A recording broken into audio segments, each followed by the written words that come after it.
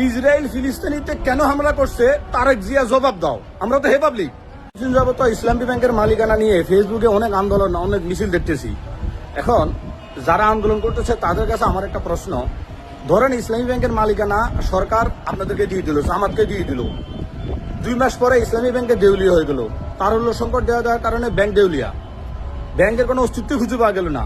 তাহলে এই হাজার হাজার গ্রাহক কি জামাতকে যায় ধরবে, ইসলামী ব্যাংকের মালিকানাকে যায় ধরবে, না দেশের সরকারকে ধরবে?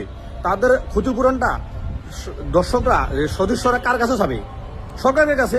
তাহলে সরকার যদি ইসলামী ব্যাংকের জন্য দায়বদ্ধ হতে পারে, তাহলে সরকার কেন ইসলামী ব্যাংকের দায়িত্ব নিতে পারবে না? অবশ্যই উত্তর দিয়ে যাবেন। আমরা তো ওই পাবলিক, ইসরায়েল ফিলিস্তিনিতে হামলা করছে, আমরা ঢাকায় মিছিল করি, ইসরায়েল ফিলিস্তিনিতে কেন হামলা করছে তারেক জিয়া জবাব দাও। আমরা তো হে পাবলিক, ওইটার জন্য যদি তারেক জিয়ার কাছে জবাব চাইতে পারি, আর ইসলামী ব্যাংক দেউলিয়া হলে আমরা জবাব চাবো না, এর কোনো প্রমাণ আছে? এর কোনো গ্যারান্টি আছে? অবশ্যই উত্তর দিয়ে যাবেন। সরকার যদি দায় নিতে পারে, তাহলে কেন সরকার দায়িত্ব নিতে পারবে না?